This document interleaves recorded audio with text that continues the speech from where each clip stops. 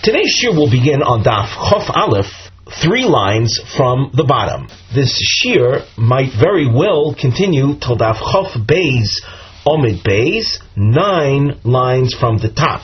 So be aware, even though we're in the Daf Yomi context, our shiur today might very well continue till that point, very simply because we will find ourselves, when we get to Daf Chof Beis, in the middle of a discussion which necessitates our continuing till Chof Beis Omid Beis.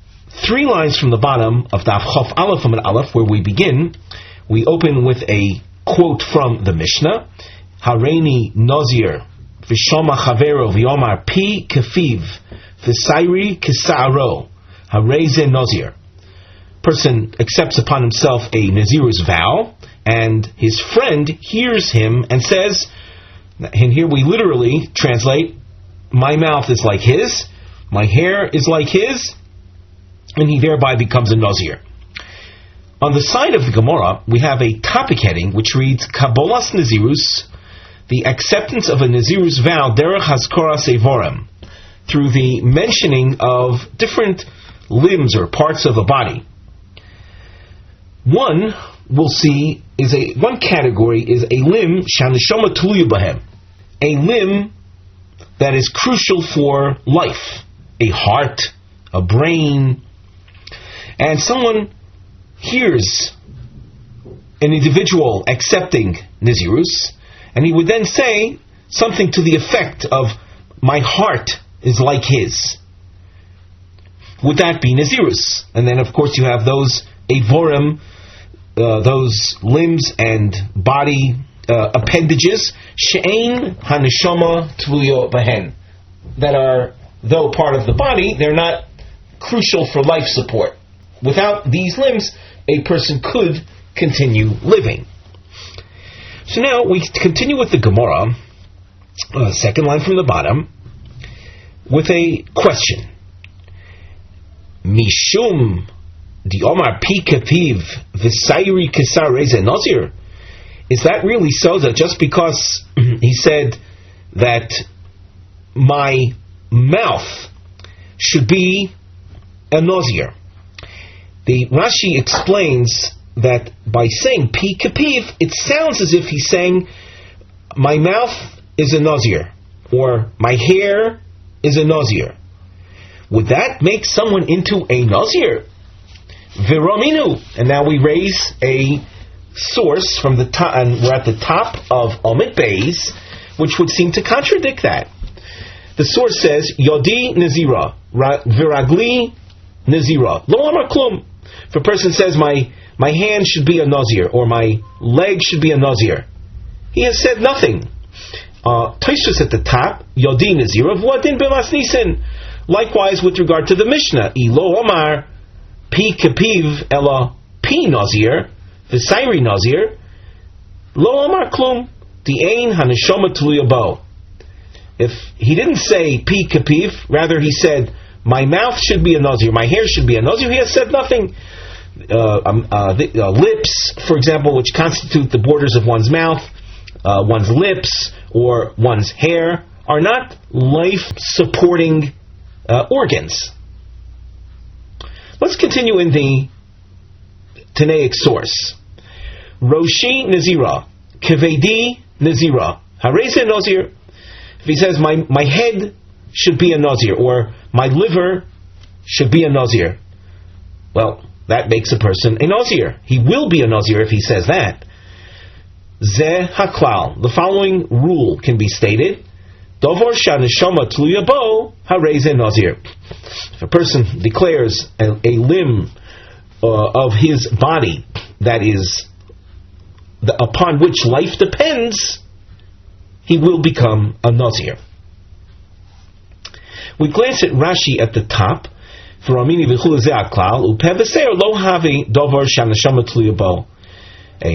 hair or lips do not constitute a life-based organ. The guy is the seir v'chotich l'niv sfasayim l'mayas. If he cuts off his hair, he cuts off his lips, he won't die. Therefore, we have to try to understand the Mishnah where he said Pi Kapiv and Sairi Kasairo, he does become a Nazir. How is that to be understood? The Gemara answers, Omar HaRav Yehuda, the Omar Hachi. What he said in the Mishnah is, Ya'aseh Pi Kapiv, V'sairi Kasairo, Milaguz. Let me read that again. I skipped an important word. Ya'aseh Pi Kapiv Miyayin. Let my mouth be like his mouth with regard to wine. And since he heard his friend accept Nazirus, and he said, I want my mouth to be like his mouth with regard to wine, he becomes a Nazir. Namely, our Mishnah is in contrast to this Tanaic source that we quoted at the top, where there was no Nazir in the background. In the source we read at the top, the speaker was the initial speaker. There wasn't a previous regular Nazirus acceptor. So if you pop out of the blue and say, I want my hand to be a Nazir, you've said nothing. In the Mishnah, there was a person who was a speaker, a person who had accepted upon himself Nazirus previously.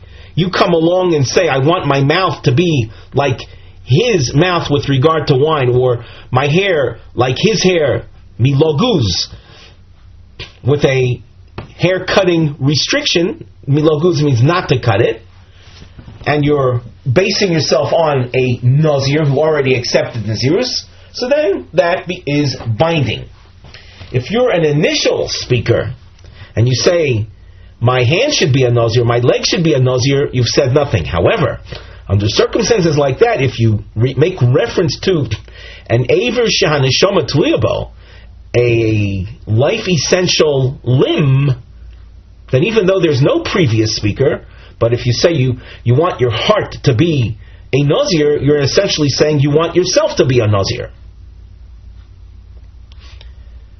The Gemara continues, again a quote from the Mishnah, Hareini Nazira v'shoma bailov yomar vani eino yochol lahafer. A woman initiated the Nazirus. She said, I want to be a Nazir. The husband heard that and said, Vani, and I too.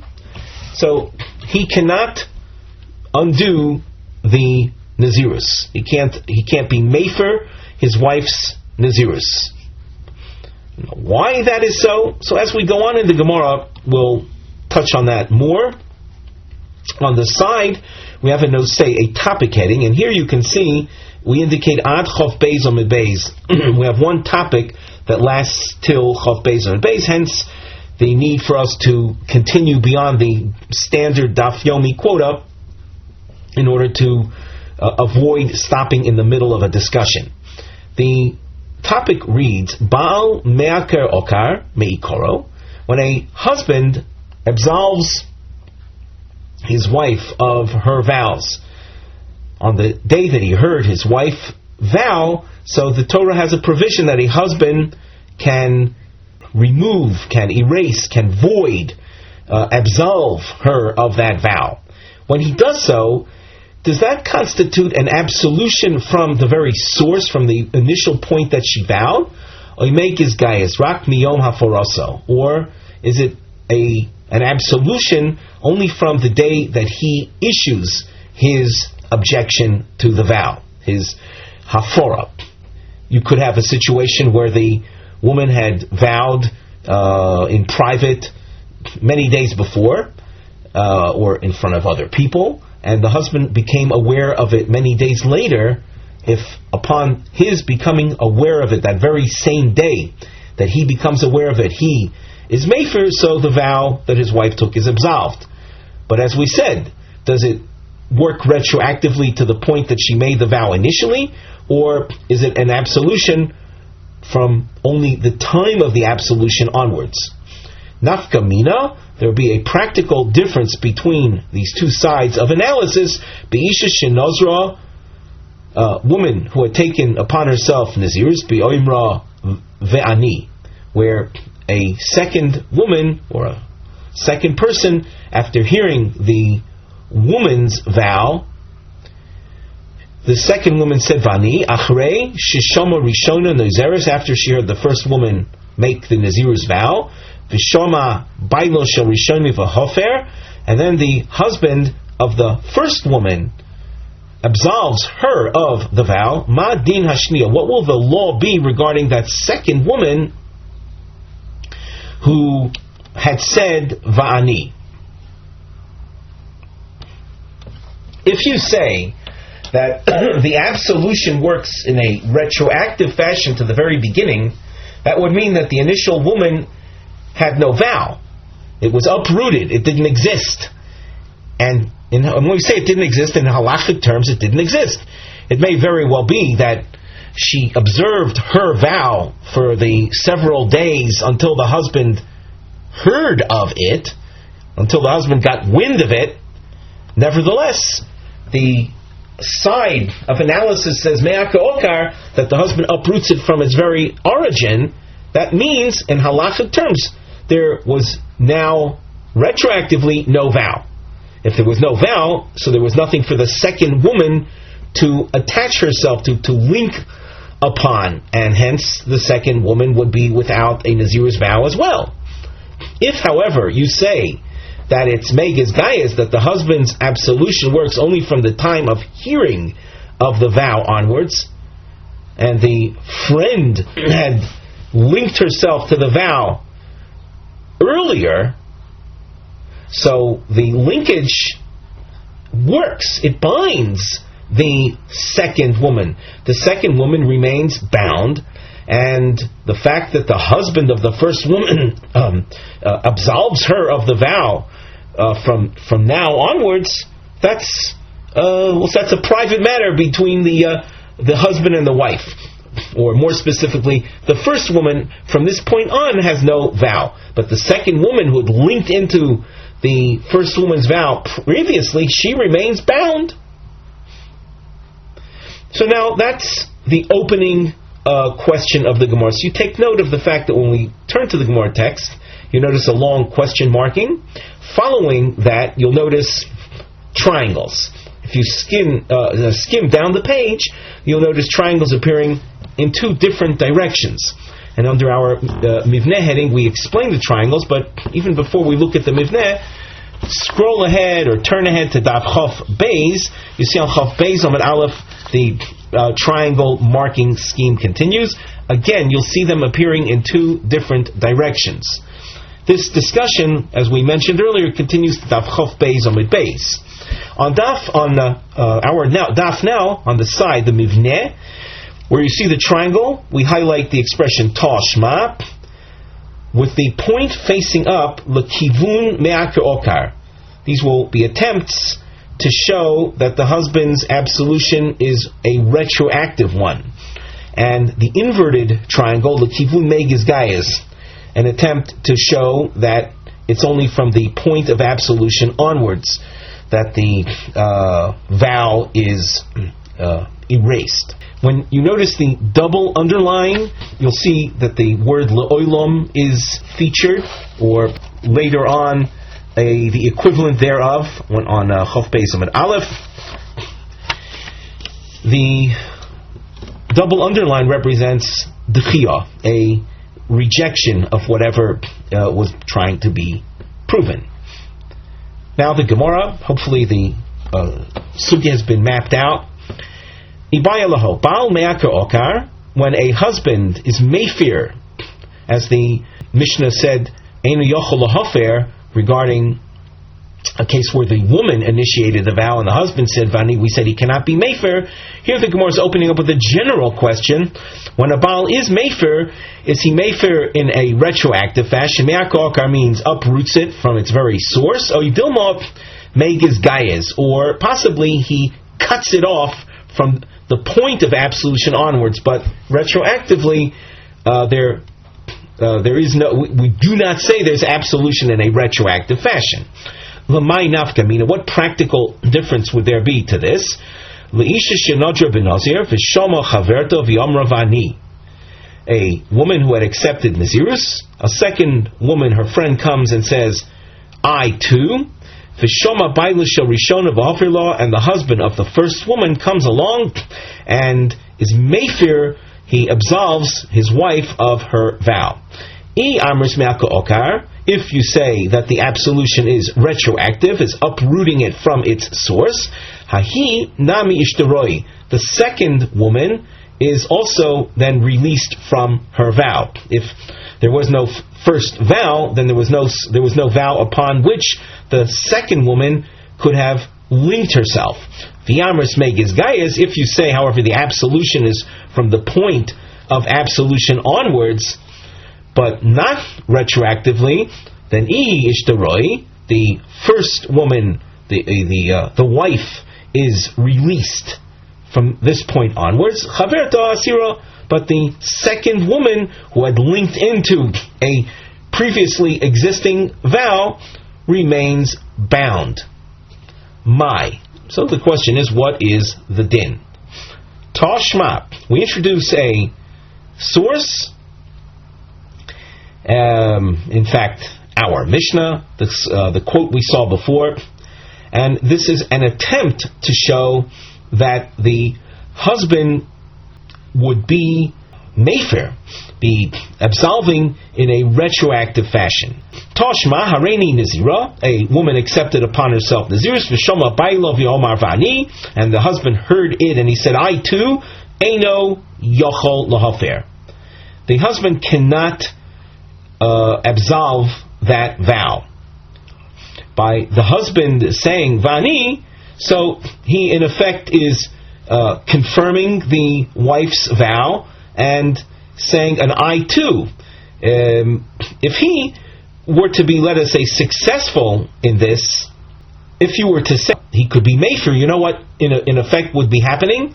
He would be undoing his own vow, and a person cannot do that, because by undoing the wife's vow, he's in effect undoing his own. So we ask, we point out, the isal kadaitach baal megiz gayis, if it were so that a husband can undo, or when he undoes it only from the time of hearing of it, from this point onwards, only from the point that he issues the absolution onwards, but not retroactively. Leifir leishto, let the husband be meifir his wife's vow, and he will remain bound. After all, he said vani before there was any absolution. The wife's vow was still intact. That is, of course, if you would have accepted or taken the position of Baal Megiz Gayas. But you see, he cannot absolve her of the vow. Shma mino Baal Me'aker Okar. This therefore shows us that the husband's absolution is one that is retroactive. And that would mean that in his absolution he would be uprooting the wife's vow from its very origin. And if that were to have happened, he would have in effect been undoing his own vow. And a person cannot undo one's own vows. We have the Xeris Akosov says, Lo yachel dvoro, that one cannot undo one's own vows, but others can undo it. One approaches a chocham, a beis din, they can undo a person's vows. So from the fact that the Mishnah teaches that a husband who had said vani had linked into his wife's nazirus, the fact that he cannot absolve is an indication to us that absolution in general works in the retroactive fashion. Loi, that's not the analysis. I will tell you that in general, absolution is effective only from the point it is made, not retroactive. Ubedinu delay for law, and technically speaking, this husband should have been able to been mefer. Here, however, he cannot for a technical reason. V'hainu time de lo motzi mefer. Here, the reason he cannot absolve, Kevon diomar lo vani, since the husband said, and I too, keman domar kin lichidami. It's as if he confirmed her vow. When a husband confirms his wife's vow, so it becomes we'll say totally binding. Can the vow be undone from that point onwards? Well, one way is the woman could go to a chacham or a beis din to have it undone. There's another possibility, and that is what the Gemara says now. If the husband would approach a chacham on his own, trying to reverse or erase the hakoma, his confirmation of her vow, motzi mefer, he can still undo it. And I believe that this is true only if it's all done on the same day that he hears the vow. In other words, if a husband hears of his wife's vow, confirms it, and then on that same day goes to a chacham to have it undone, so it can be undone. V'ilo lo motzi mefer. If not, the husband, after having confirmed it, he cannot absolve it. So just to review the point. In general, a husband's hafara might very well be from the point of absolution onwards. In the Mishnah scenario, where the husband had heard his wife's vow and said, Va'ani, and I too want to be a Nazir, he cannot be mefer only because his statement of Va'ani is equal to the confirmation, a hakoma, of his wife's vow, and that prevents the husband from a straightforward hafara. Ta Shma. We now introduce a Tanaic source, which will initially indicate to us that a husband is mefer only from absolution onwards and not retroactively. The source says, Ha'isha shenodra b'nazir, a woman accepted nazirus, ve'frisha as behemta, and set aside the animal required for the nazir sacrifice. At the end of the nazirus period, a nazir must bring sacrifices. So she set aside the required sacrifices, and afterwards, after she set aside the animal, her husband was mefer the neder, the nazirus. If the animal belonged to him, so the animal goes free to graze as a regular, mundane animal in the herd. If the animal belonged to her, hachatos tamus, the korban chatos amongst the different offerings that a nazir brings is a sin offering. That is in addition to the oila and the shlomim that a nazir brings. Ve'i salka daitach bal meka okar. If you were to think that the husband's absolution is retroactive, meaning that there really was no vow to begin with, tepek l'chulin, then the animal, though owned by the wife that she had dedicated as a chatos, should go free, should go return to being a mundane, non-sanctified animal. Elolav shmamino bal megiz gayis. So rather, it must be that we should conclude that the husband's absolution is only from the point of hearing of the vow onwards. And since that's the case, so the korban chatos that was set aside as a chatos, it's now not necessary. So it, as the rule goes, it is to die. Li'oilum ein moloch baal me'aka okar. I'll tell you that in general, a husband's annulment of his wife's vow is retroactive. You'll ask, well, what about the behemah, the chatos? Why doesn't it go free? Why doesn't it become, we'll say, unsanctified? V'hainu taima. The reason the sin offering is set aside to die, kevon ditzricha kapara, since the woman needs atonement. You'll ask, why does she need atonement? Well, the husband absolving, as we're saying now, even though it's uprooting it from the origin, technically speaking, till he issued his absolution, she had deprived herself from wine. She didn't know he was going to absolve it from when she made the vow. When she made the vow, she was serious about it, and she was observing Nazirus.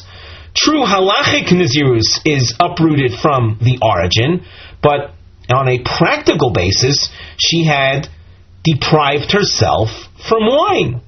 And we have learned in the past, based on the opinion of Rav Ozer that self-imposed deprivation, when you're depriving yourself from items that are otherwise allowed, is something that's considered sinful. So she committed a type of sin by being mitzayer atzma, by restricting herself from wine, and therefore havis kechatos shemeisu balea. Since we're dealing with a woman that needs atonement, we'll say in the general sense of the word, as opposed to true Nazirus atonement, because we said that the Nazirus vow was absolved, but she needs atonement, and a korban chatas, a sin offering, as its name indicates, is for atonement purposes. A rule that's based on an oral tradition, halacha Moshe Sinai, there are certain cases that a sin offering is set aside to die.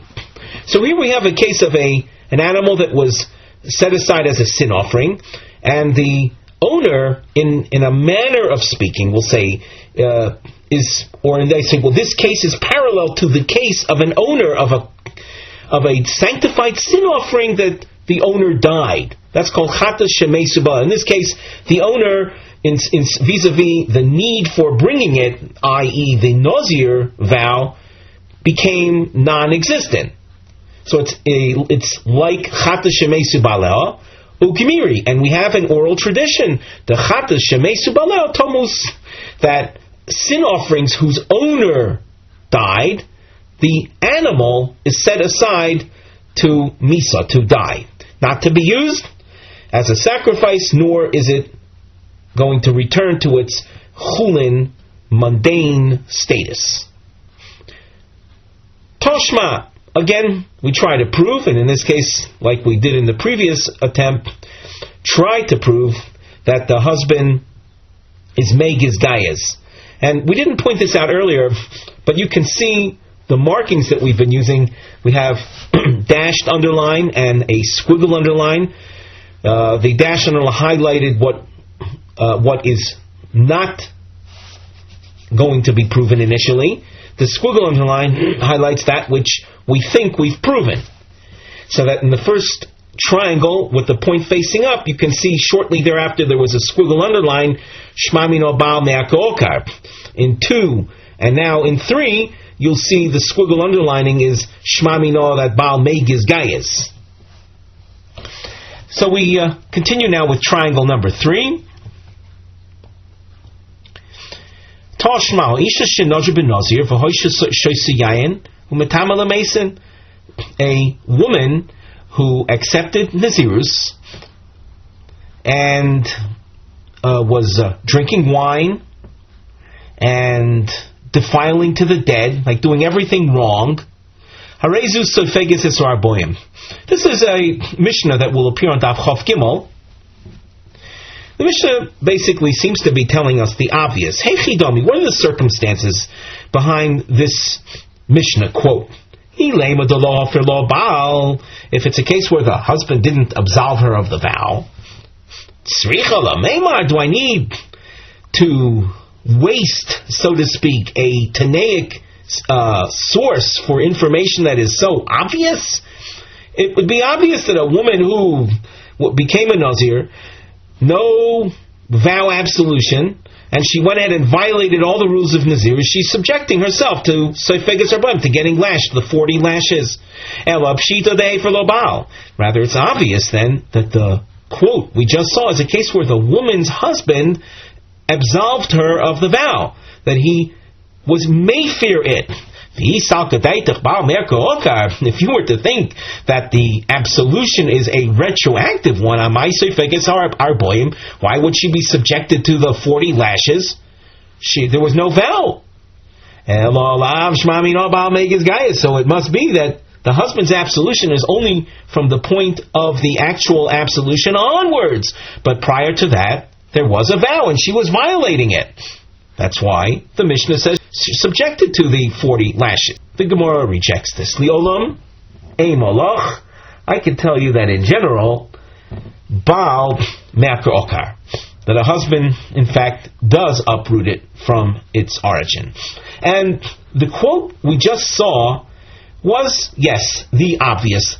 The Baal was not mefer, and she went ahead and violated her Nazirus. You'll ask, why does the Mishnah teach me the obvious? Well, mishum de kotoni seifa, it was in effect a lead up to the continuation of the Mishnah, which says as follows: Hefer lo baila, and that is the reason we have in the Reisha the contrast. There was no hafara in the Reisha. Now, the Seifa speaks about a woman who had vowed to be a Nazirah, and the husband did absolve her of the vow.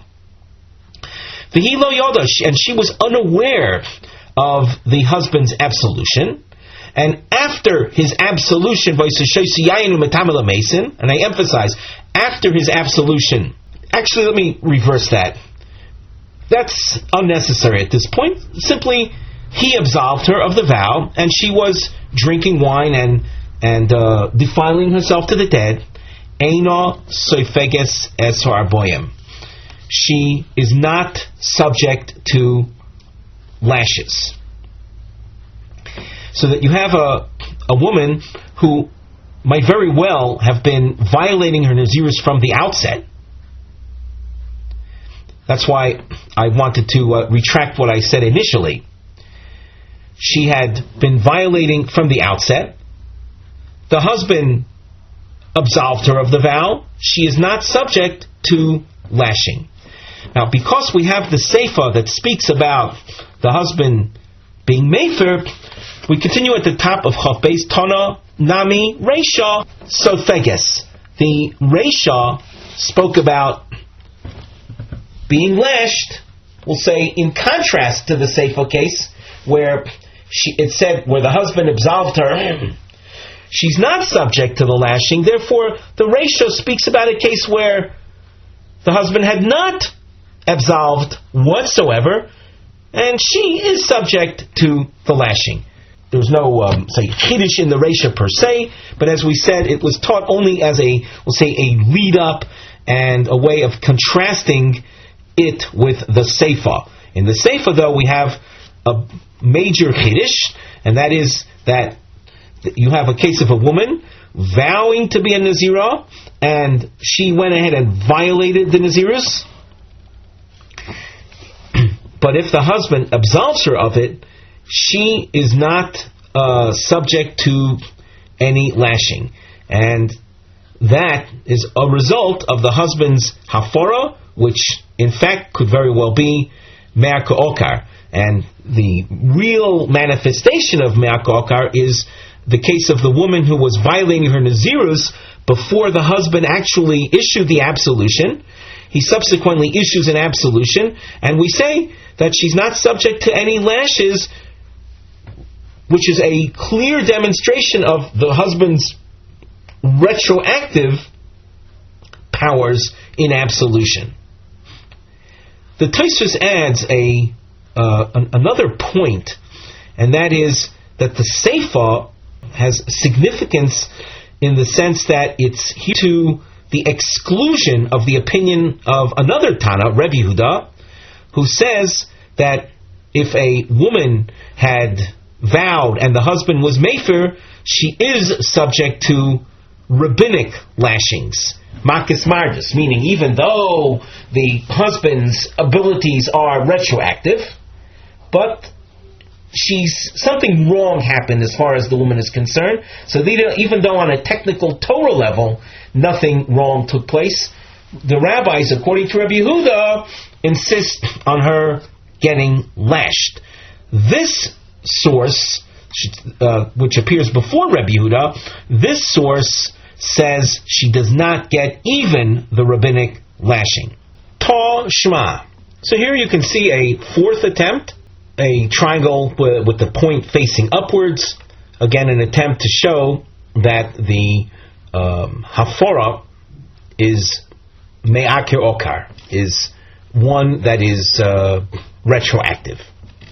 So at the top line of Chof Beis Omer Aleph, Tashma Isha Shenodra v'Nazir v'Nitmeis v'Achar Kach Hofer Lo Baila, a woman who had accepted Nazirus became defiled, and then the husband absolved her. Mevio Chatas Ha'of v'Eino Mevio Oilas Ha'of. The standard Nazir that becomes defiled brings 3 sacrifices: a chatas, an oila, and an osham. An osham is an animal offering. In this case, the chatas and the oila are bird offerings. If it were so that the husband's absolution is only from the point of absolution onwards, taisi nami oila sa'of, well, this woman should then bring the oila sa'of as well. After all, you have a woman that had been in a zero and became defiled. V'yalomai. So what do you want to say? Me'akir okar. That there is an uprooting from the very outset. Chatasof nami lo taisi.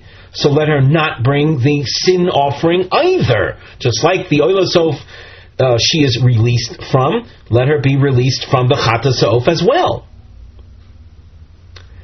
The Gemara's response is that I will tell you, in general, the husband is me'akir okar, uproots it from the source. You're asking, why is the chatas of brought? Hachinami. This too, as we've explained before, v'ho moni Rebbe Elazar hakapor hi. The hachinami means, in fact, the husband is oiker from the very source, and the reason for the chatas sin offering being brought here is because this is in accordance with Rebbe Elazar Kapor, who is featured now in this upcoming source that we referred to earlier, that holds the mere self-imposed restraint from allowed things is problematic, is sinful. So in that sense, because of the sinfulness aspect of her behavior, there is room for a sin offering in this scenario. Desanya, Rebbe Elazar HaKohen Berger, the great Rebbe Elazar HaKohen Berger, Omer, Ma tamad lomar me'asher choto al hanefesh. The Pasuk makes reference to the sin having been committed by the Nazir. V'chibezo nefesh choto zeh. What sin did the Nazir commit that the Pasuk has to make reference to a sin? Because he restricted himself from wine, he is called a sinner. From this we can suggest kal v'chomer logic. Mind you, the Torah refers to the Nazir as a sinner, and what did he do? He restricted himself from wine. He didn't restrict himself from hamburgers or from cake, and yet for the self-imposed restriction of wine alone, he's called a sinner. Someone who restricts himself from all things, all the more so, they would be termed a sinner. So with that in mind, we understand why, even though the husband uproots from the very origin, why the source says that she brings a chatas ha'of. We continue in the Gemara, Tashma desanya behedya. Here we have what appears to be a clear proof that the husband is Megiz Gayez. Ha'isha shenodra b'nazir v'shoma chavert avram ravani a woman accepted Nazirus, her friend hears it and says, I too, and the husband of the first woman comes and absolves his wife's vow. He muteris, the wife is free, the chaverta asura, and the friend remains bound. Now, according to the Bach's Girsa, we continue reading. Rabbi Shimon Omer, we skip the bracketed section momentarily. Rabbi Shimon Omer, im omro la hareini kemosech, if the friend says, I am like you, shtehen mutaros, then by the fact that the friend, we'll say, patterned herself, we used to use the term carbon copied herself, after the first woman, with the absolution enjoyed by the first woman, the second woman's vow would also be released. From the source, especially from what the Tanakama said, we see very clearly, Shma Mino Baal Megiz Gayez. We see from here that the husband's absolution powers are from that point onwards, but not retroactively. And that having been said, we understand why Chaverta Asura, why the second woman remains Asura. We continue at the top of Chof Beis Amid Beis, and we have to point out that the next couple lines of Gemara, in other words, the point of the next Gemara is really the subject of quite a bit of, we'll say, disagreement amongst the Gemara commentaries. We're going to choose one approach, and that approach we will see together when we learn the Rosh commentary. That having been said, though, one should be aware that there are other approaches. Before we get into the Gemara text itself, we have a topic heading, and it reads as follows: Ha'im nitan lifshot shelosos sheromi bar chama. We have in brackets a statement, and then afterwards misugya senu. Is there room to conclude Romi bar chama's question from our sugya, from our topic? Now, what was Romi bar chama's question? So in the brackets, be'inyan ha'omer hareolai kibesar zebach shlomim. If a person is sitting in front of a mutter substance, a permitted item, let's say sitting in front of a loaf of bread. In Hebrew, we refer to that as a kikar lechem. And the person says, I consider upon myself this kikar lechem, or I consider this kikar lechem as besar zevach shlomim, as the meat of a shlomim sacrifice. You ask, what's a shlomim sacrifice? So in English translations, it's termed a peace offering. That doesn't tell us too much about what a shlomim is, but in practical terms, philosophically, of course, it does describe what it is, but in practical terms, a shlomim is a sacrifice that is, first of all, it's considered kachim kalim. It's a low-level sanctity sacrifice. When you sanctify it so you're not allowed to benefit from it, when it's slaughtered and the blood is sprinkled on the altar, so the meat is then something that you are allowed to benefit from. You eat it. That's in contrast to an olah sacrifice which is completely burnt. So a shlomim sacrifice has a point in time prior to the sprinkling of its blood. It is prohibited. After the sprinkling of the blood, it is permitted. When we say permitted, it means the owner, in addition to the kohanim who get their portion, the owner is entitled to eat from it. Now, Romi bar Chama's question regarding the loaf of bread that I deem like a korban shlomim. What is my intention in that statement? Am I paralleling the loaf of bread to the korban shlomim at its origin, meaning before it was slaughtered? Simply, I'm comparing the loaf of bread to the korban shlomim at the point that the shlomim was sanctified. I guess that's one side of the analysis. Or am I paralleling it to the way it is at the end, now, meaning allowed, that you're allowed to eat it, and hence the bread would not become prohibited. If I say that the bread is being parallel to the korban shlomim at its outset, just like the shlomim at its outset is something that I made prohibited through my neder or through my sanctification, I'm now saying that the bread is like that and I would not be allowed to eat the bread. If, however, I'm comparing the bread to the shlomim as it is right now, so there's nothing wrong with the shlomim right now, I'm allowed to eat it. Likewise, the bread, I'd be allowed to eat.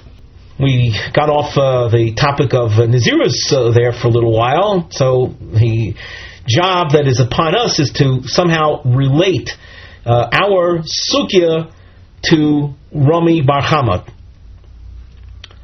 So now the Gemara at the top, Mar Zutra Braid Rav Mori Omar. Hi. Our discussion with the Nazirus, we had the woman accepting upon herself Nazirus, her friend linking into it, the husband coming along and absolving, and we said that the friend remains prohibited. So we say this Hainu de Rami Bar Chama. That means with our sugya having been presented, we can then attempt to resolve Rami Bar Chama's question. The boy Rami Bar Chama. A person says that a loaf of bread or whatever is upon me like the meat of a shlomim sacrifice. What's the result? Kimatfis inish. When a person imposes a vow, when he attaches or parallels an item to something that was sanctified. Be'ikora matfis o dilmo b'tzanana matfis. Is he paralleling it to the sanctified item at its outset? Or b'tzanana, without getting into the etymology, it means to the sanctified item at its end. And we had learned the case of the Nazira and the friend. Let us conclude that the hatfasa is to the korban's origin. In other words, I'm saying that I want this loaf of bread to be like the korban when it was initially sanctified. And why do I want to conclude that? Because we found that the friend of the woman, in the case of the Nazirus, she remained asura, even though the husband of the first woman absolved her of the vow. Why does the friend who had said Vani remain asura? Because when she attached herself, that's like our case of attaching the bread to the sacrifice. When the friend attached herself to the woman's Nazirus, she was attaching herself to the woman's Nazirus at the very outset. And when we spoke about the husband and his absolution, that's Beges guy, as we said. We said that's only from the absolution onwards.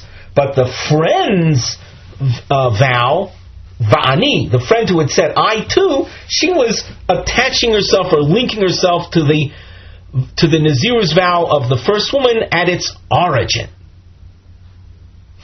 So that is what Marzutra Breder of Mori at the top of this Omid is suggesting, that with our sugya we can conclude Rami Bar Chama's question regarding the Hareolai Kipsar Zevach Shlomim situation. As we continue, you'll notice Roman numerals 1 and 2. These represent two Lashonos, two versions of how to continue in the Gemara. The double underline, we've noted on the side, Havlotas HaHevdel Ben Shnei Lashonos. So at this point, we're going to highlight the difference between the two versions. The first version, we've double underlined midomi, meaning, how can you think to conclude Rami Bar Chama's question from our sugya? And the Gemara will tell us that in our sugya, which you can see we've highlighted using a marking, a volcano shape around the word hocha, a few lines from now, Here, by the case of the women that vowed, it's clear that the woman who said Va'ani, she had to have attached herself to the origin, to the source, to the beginning. Why? Because you have a case of the original woman's vow having been absolved by the husband. The fact that the Tanaic source tells us that the second woman remains Ozer is very clear that she was attaching herself to her friend and her vow at the point of origin. However, in the case of Romi Bar Chama's question, the person paralleling the loaf of bread or the heter item to the Basar Shlomim, it's not clear what his intention or what the results should be. Because in the case of Basar Shlomim, even though true before the Zrika that's clearly Ozer, even after the Zrika, even after the meat becomes mutter for you to eat, it though has upon it restrictions. You can't eat it outside of Yerushalayim. You can't eat it wherever you want. It has sanctity to it. And therefore, if I'm paralleling a loaf of bread to the Shlomim meat, it could be that I have in mind the Shlomim meat after the Zrikas Adam, but I'm looking at the meat with regard, or emphasizing in my mind its sanctified characteristic. The restrictions that still exist upon it. So therefore, there is room to think that when I'm paralleling the bread to the Shlomim, it's bitsanana to it as it is, even at the end. And as I said, there's room to consider, to analyze, maybe there still is an element of restriction there.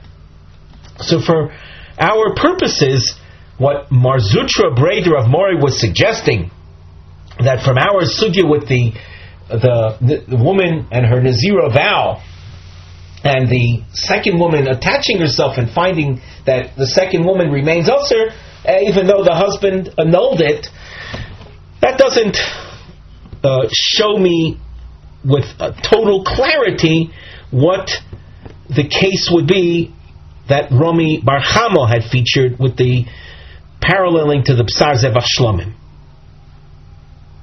That's what Roman numeral number 1 highlights.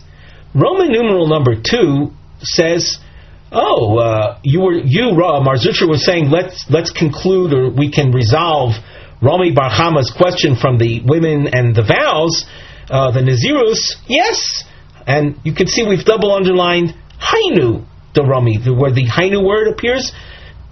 Hainu means, yes, this is just like the issue Romi Bar Chama was raising, and let us therefore conclude his question that the woman, when she says Vani, that is, the person, when he says that I want the bread to be like the B'sar Zevach Shlomim, he must be referring to it, the Shlomim, at its outset. Now let's read that in the Gemara. Mi Dami. Roman numeral 1, as we said, shows us that you can't be so sure as Mar Zutra was that the issue of Romi Bar Chama, the parallel to B'sar Zevach Shlomim, can be resolved from the case of the Nazirus. Hasam Keva Diyoma Harei Olai Kib'sar Zevach Shlomim. In the case where someone said that he wants this loaf of bread to be upon him like Shlomim meat, even after the blood is sprinkled, Motzi ochile bachutz, do you think that you can eat it wherever you want? Mikdash Kodesh, it has sanctity to it. You can't eat it bachutz, meaning outside Yerushalayim, just wherever you want. So therefore, there is room to think that when a person parallels the bread to the B'sar Zevach Shlomim, he might have in mind the Zevach Shlomim as it is right now, B'tzinina at the end, with its sanctity element still attached to it. Aval Hacha, in the case of the women and the Nazirus, Isal Kadaita B'tzinina Komatvis, there, if you were to think that the second woman is paralleling her Nazirus to the first woman at the end, for Lobaila, the husband already had at that point had absolved the first woman of her vow. So the second woman and the ruling of the Mishnah that the second woman's vow remains intact, we say the second woman is Asura, there it's clear that that second woman had been attaching herself to the first woman's vow at its origin, at Be'ikora. So, with that having been said, we see that the case of Kibsar Zevach Shlomim isn't so similar to the case of the women and the Nazirus. Ika Diamri, another approach is Hainu the Rami Bar Chama Vadai. The Tosfos at the top says Ika Diamri Hainu the Rami Bar Chama Vadai. Ika Lemifshat Baya Rami Mi Braisa Deliel. Yes, we are able to conclude Rami Bar Chama's question from the Braisa before. V'ein lidchos dechiyazu sheba lechalek b'neim devadei damu la'adodi. And don't say what we said in Lashon number 1 in the first version, that there is some distinction. Not every distinction must be made, and therefore disregard the distinction and rather look at the parallel and can therefore conclude Rami Bar Chama's question. We indicated before that we were following the Rosh's approach to the sugya. The Rosh adds another dimension of understanding. So, before we conclude, let us learn the Rosh together. Only a section of it, from the beginning. Rav Zutra, Brei de Rav Mori, Omar, Hainu de Rami Bar Chama, the boy Rami Bar Chama, Harei Alai Kibsar Zivei Shlamim, Mahu. Pirush Rabbeinu Tam. The Rosh is quoting from Rabbeinu Tam. We didn't mention earlier, but there's a very long Tosfos that appears that's relevant to this sugya on Chaf Beis Amud Aleph, the lower half of the page. There's a very long Tosfos that deals extensively with this particular sugya. But for the time being, we're going to be following the Rosh's presentation of Rabbeinu Tam.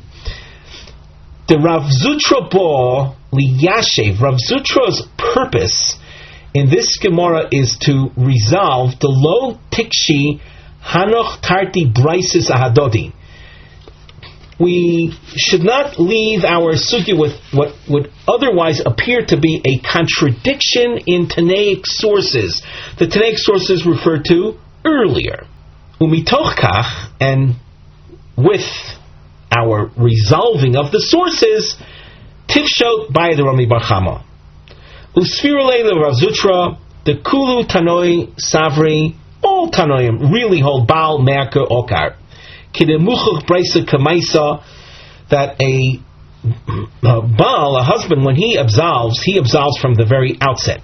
Now, here, what we did not mention earlier, and we did not attempt to reflect this with our markings either, is that Mar Zutra, contrary to what we said at the end of Amud Aleph, the Gemara had appeared with a resounding conclusion that a Baal Meg is Gaius. According to Mar Zutra and the Rabbeinu Tam's approach, don't say that. Don't come out with a resounding conclusion that a Baal is Megis Gaius, but rather all Tanoim will agree that a Baal, a husband, uproots from its origin.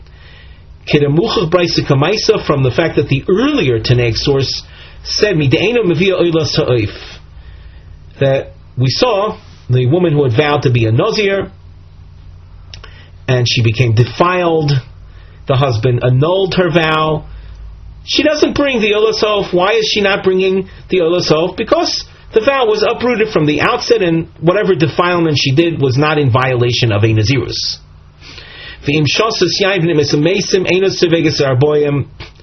And we also saw in the earlier source that if you have a woman who had vowed to be a Nazirah and she was violating the Nazirus, but the husband had been Mayfirid, she doesn't. We saw this at the bottom of Chof Aleph Amud Aleph. She's not subject to lashings. Well, all of these sources indicate that the uprooting is the Baal's Hafara, the absolution is an uprooting from the outset.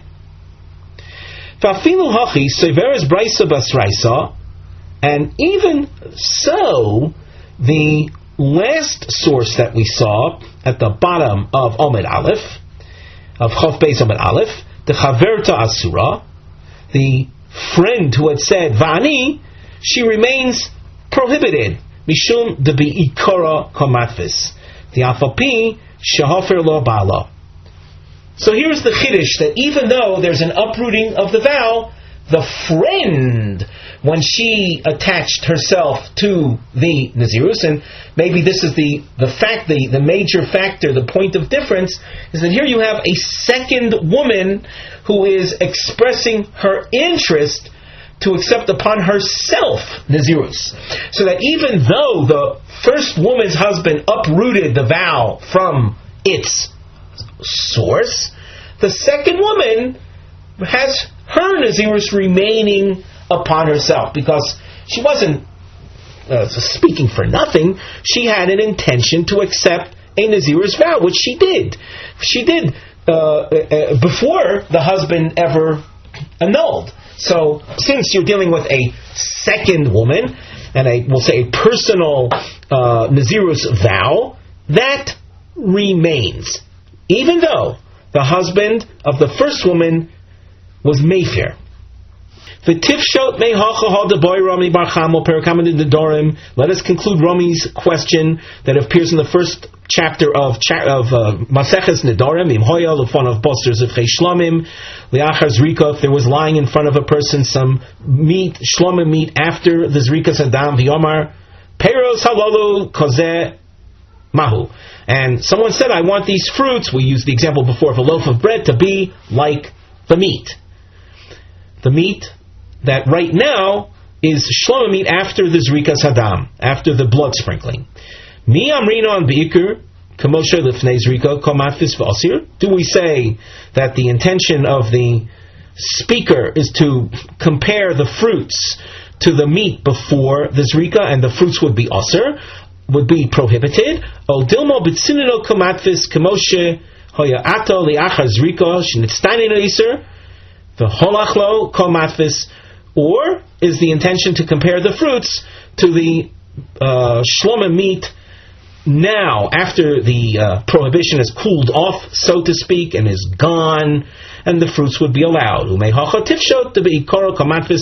From the case involving the women and the vows, let us conclude that the intention of paralleling the fruits to the meat is the meat at its outset, just like the woman who had said Vani is paralleling herself to the first woman at her outset when she made the Nazirus vow.